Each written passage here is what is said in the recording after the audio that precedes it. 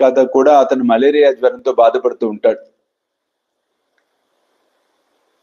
ఎంతో మంది వైద్యుల వద్దకు పోయాడు, ఇక్కడ రోగం కుదరల.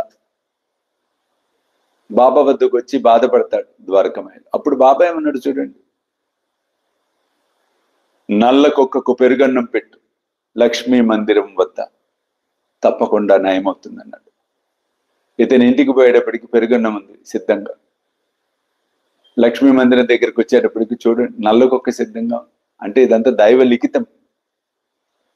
అతను భక్తి శ్రద్ధలతో నమస్కరించి పెరుగన్నం పెట్టాడు. ఆ కుక్క పెరుగన్నం అంతా తినేసి వెళ్ళిపోయింది. విచిత్రంగా ఇతను మలేరియా వ్యాధి తగ్గిపోయింది.